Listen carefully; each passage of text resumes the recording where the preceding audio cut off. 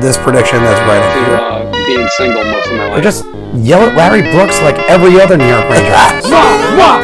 New York Rangers look at the Toronto Maple Leafs as a cautionary tale. They built a roster full of young stars. They signed a big damn-time free agent, and then they never addressed certain position deficiencies. As far as the Rangers should be looking at it, is don't make the mistakes Toronto did. Don't oversign your stars right away. Keep them lower on their contracts. Don't squander assets. Don't trade away guys or think you're further ahead in the rebuild. Now, I think they're still really close. Possibly. I mean, especially now that they got rid of David Quinn. But the Maple Leafs made a ton of mistakes. And that's what the Rangers always have to be looking at them at. Because you don't want to just sit back and just say, oh, plan the parade. Because there is no shortage of magazines, YouTube videos, saying how bright of a future the Toronto Maple Leafs had. Because here we are, 5 years after Austin Matthews was drafted. And now, where are they? Do we want to have the same questions with Alexis Lafreniere? With Kakko? With their coaching? With their executive management? And that's why you still have to put your faith into Chris Drury to figuring out the identity of this team. Because I'll tell you what, the Maple Leafs' identity was just run and gun. Because that's all they had. And that's not going to work. Not in today's NHL. So, the Rangers take a good look in the mirror. And also, take a look what happened north of the border. You don't want to be them. And you want to have a plan of what you want this team to be. John.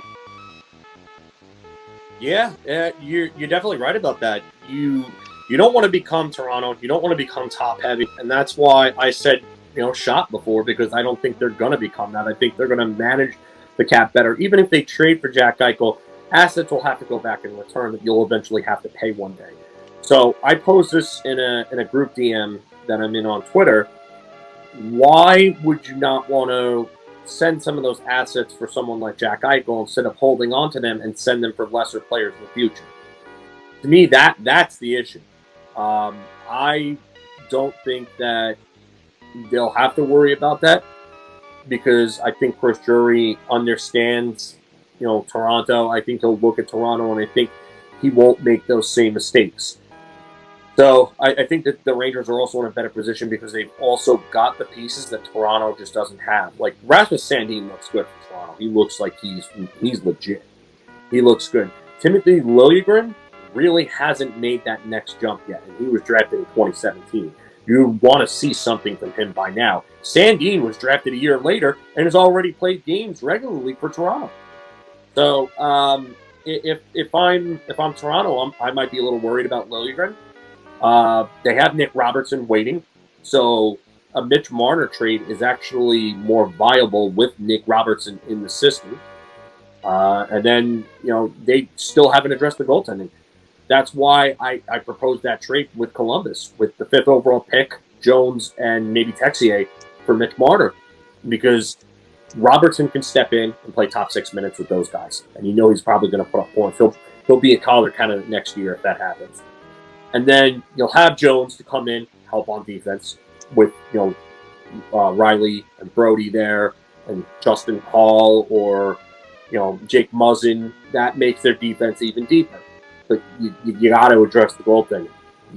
That's another thing. You got to address the goaltending. So I think if they do that, I think Toronto will be a much better team. But the Rangers definitely know what not to do. And Pittsburgh was like this for a while too. They were Crosby, Malkin, Kessel, Letang, Fleury. Those 5 guys took up a lot of their cap. And for a while, in the earlier part of the previous decade, from like 2000, I would say 10 to 2015, they weren't winning cups because, they were guys there that were just making too much money. And then you saw Fleury gone, you saw Kessel gone. And I know they won with, those 5, but it prevented them from making other moves that they could have made. And that's why, Kessel ended up leaving because of his lack of chemistry with Malkin and so on. And it just, you don't want to become those teams, and I don't think the Rangers will become those teams. They should definitely try to avoid becoming them because they could very easily do that. All it takes is one bad free agent signing, like Jacob Trouba. Take, for instance, you get another Jacob Trouba on there. You were talking about this before, Filk, where you had people were killing Henrik Lundqvist back in the days. He was making $8 million, right? 8.5. They were killing him for it, and it was just like, you have Jacob Trouba making $8 million, taking up that much of the cap, and you're not getting the production you thought they were going to get out of him.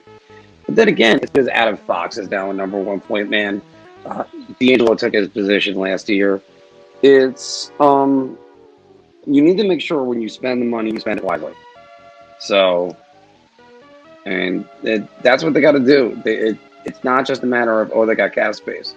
Now they got to re-sign guys. You also got to identify the assets you want to keep.